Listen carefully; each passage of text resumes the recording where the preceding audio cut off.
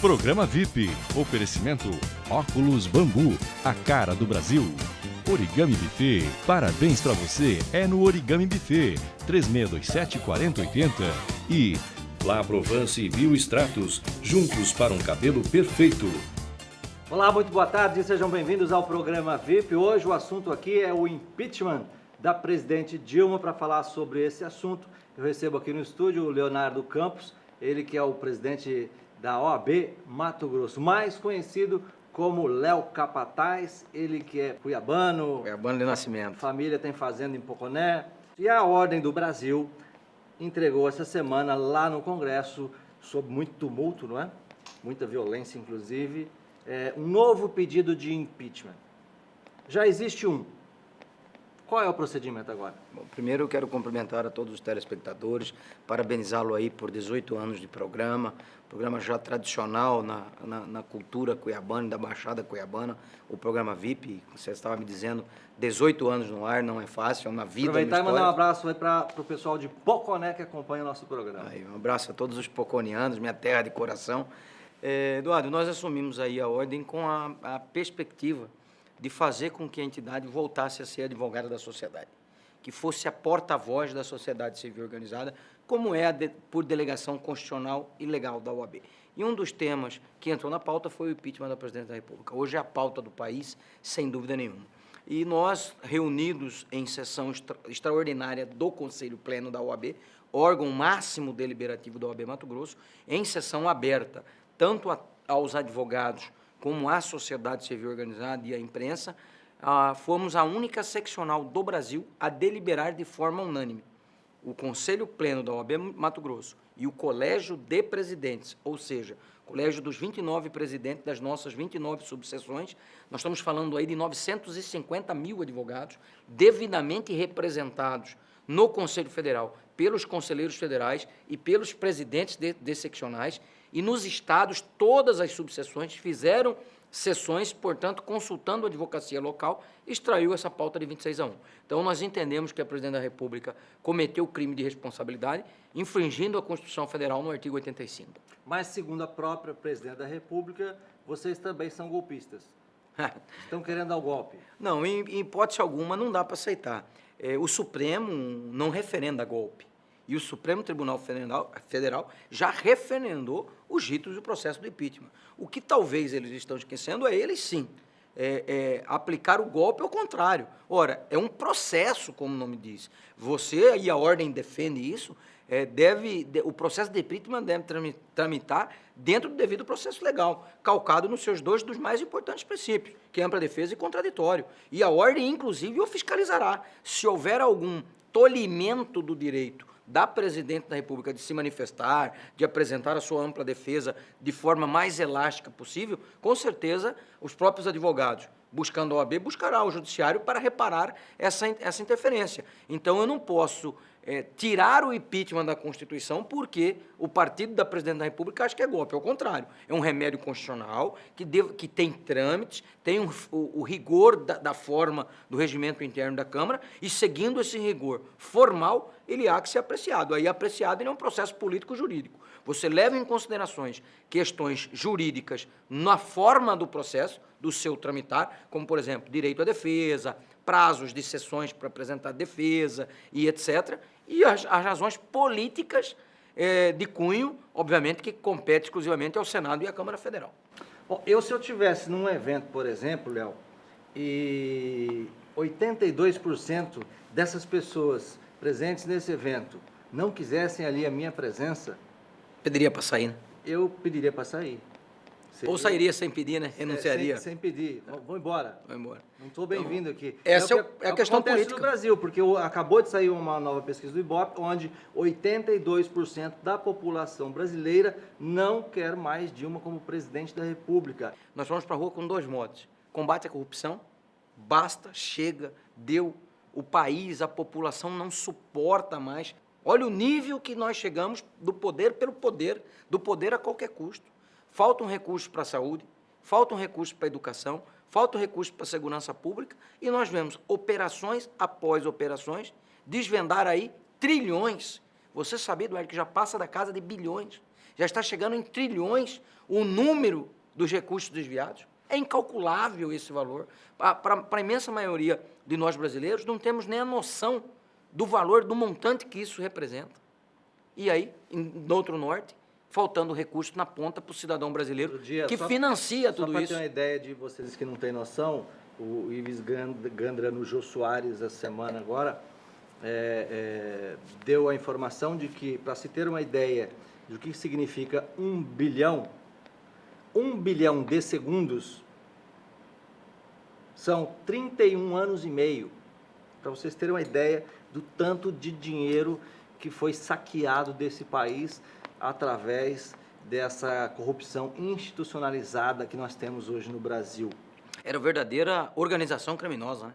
Ele tinha, as investigações estão mostrando, tinha um organograma, cada um com sua função, era profissionalizado o loteamento de cargos, e esse loteamento de cargos já era feito pensando num caminho para se desviar os recursos que volta nos financiamentos das campanhas, de manter uma estrutura de poder. E um segundo mote que nós fomos às ruas foi no aumento da carga tributária. Na campanha que lançaremos aqui na OAB Mato Grosso, mais respeito, menos impostos.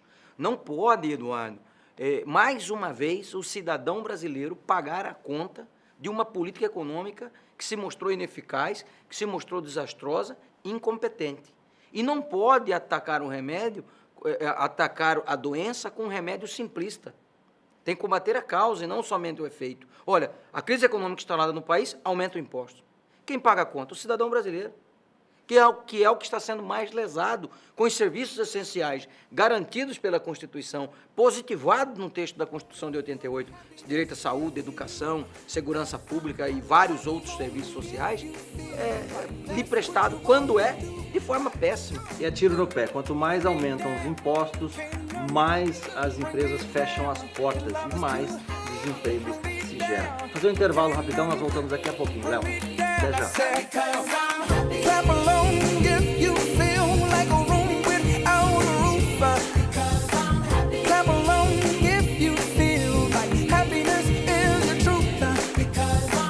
Clap along if you know what happiness is to you.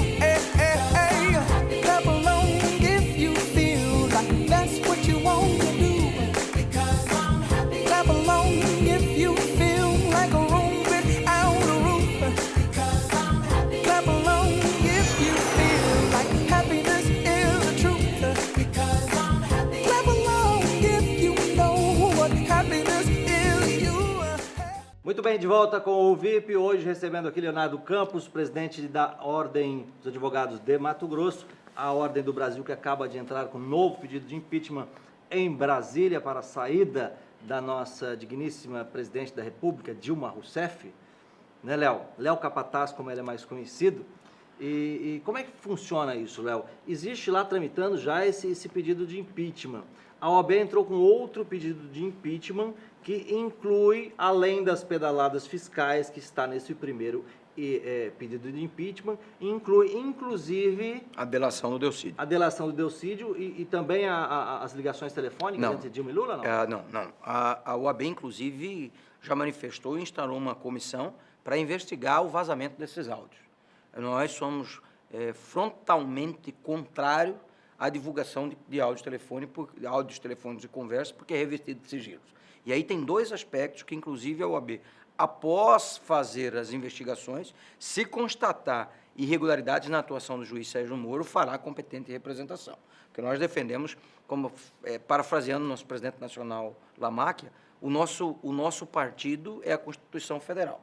E a nossa ideologia é o Estado Democrático de Direito. Mas me diga uma coisa, naquele momento em que o Sérgio Moro, foi ele que divulgou as interceptações telefônicas, ele que quebrou o sigilo, e perante a lei você está me dizendo que pode ser que ele tenha quebrado uma regra. Mas vamos além disso, como cidadão brasileiro, que é também o Sérgio Moro, além de juiz, vendo toda essa manobra que o objetivo era dar ao presidente Lula, ex-presidente Lula, o foro privilegiado para escapar da investigação de primeira instância.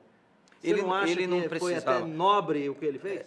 Eduardo, eu, enquanto cidadão, tenho que me desvestir ou saber separar enquanto dirigente de ordem. Enquanto cidadão, eu posso externar os meus pensamentos e transigir em determinados princípios ou direitos. E não o faço ainda enquanto cidadão. Agora, enquanto dirigente de ordem, menos ainda. Eu não posso, em hipótese alguma, concordar que áudios de gravações telefônicas com quebra de sigilo, que invadem o mais profundo, um dos direitos mais sagrados nossos, que é a inviolabilidade da nossa intimidade, onde você se expõe com o interlocutor, você está falando com familiares, você está falando com parentes, você está falando profissionalmente, e esse respeito ao sigilo, ou a inviolabilidade das nossas comunicações, foi um direito consagrado na Constituição Federal de 88. Mas o interesse nacional não é maior? Vou chegar lá. Isso? Consagrado na Constituição Federal de 88, que para estar positivado nela, foi conquistado em troca de muito sangue, suor e vidas dos brasileiros, que na época da ditadura eram acusados, presos e tinham suas vidas ceifadas sem nem saber qual era a acusação. Aí veio e se instalou no Brasil, na República, o Estado Democrático de Direito, dando garantias ao cidadão. Por exemplo, para um juiz quebrar o seu sigilo, tem que haver uma extensa e robusta fundamentação. Não pode quebrar por quebrar. E quando você quer mais fundamentação? Vamos lá. Do que estão fazendo talvez nesse país. Nós vivemos uma falsa democracia em que nós estamos pagando a conta de todos os desmandos que este governo que aí está fazendo. Você que está desempregado, você não concorda comigo? Você que perdeu um parente que foi lá no pronto-socorro para ser atendido, ou esperava uma cirurgia, ou precisava de um medicamento de alto custo, ou teve um parente, um filho que morreu na estrada ou nas ruas porque tinha um buraco não tapado, uma estrada feita de má qualidade, e esse dinheiro foi parar no bolso desses canalhas que transferiram tudo para a Suíça. E são trilhões, como disse aqui o Léo. Isso não é motivo, Léo? É motivo para quebrar o sigilo. Nós não estamos contra a quebra do sigilo. Nós estamos contra a divulgação dessas interceptações telefônicas que são revestidas de sigilo. Não se pode, Eduardo, cometer um crime sob o manto de desvendar outro. Existem regras. E nós estamos falando de duas regras básicas. Primeiro, a violação do sigilo de autoridade com foro privilegiado. O Sérgio não quer dizer que há impunidade. Se quebrou o sigilo, a partir do momento que tem autoridade com foro privilegiado, e veja bem, nós acabamos de entrar, por isso que eu falo aqui com muita tranquilidade e isenção, porque nós acabamos de entrar com um pedido, e foi um pedido da OAB Mato Grosso que prevaleceu, porque no ato do protocolo do nosso pedido ao Conselho Federal, havia dúvida se o sistema OAB apoiaria o pedido já existente do Miguel Reale, do Hélio Bicudo e da Janaína Pascoal, ou ingressaria com um novo. A OAB Mato Grosso propôs que se ingressasse com um novo pedido. Primeiro, pelos elementos. O pedido do Miguel Reale e do Hélio Bicudo vão até as pedaladas fiscais, porque não se conhecia a delação do Delcídio Amaral. Ele pode ser aditado, inclusive, mas é aquele processo. E pela envergadura moral, política e representativa da ordem, nós entendemos que a ordem, como advogado da sociedade, tem esse status e esse estofo político para protocolar um próprio pedido, e aí ampliando. Pedaladas, delação do Delcídio, nomeação do Lula, Caixa 2, Petrobras, Lava Jato e assim por diante. E esse é o cerne do nosso pedido. Mas ele entra em pauta após...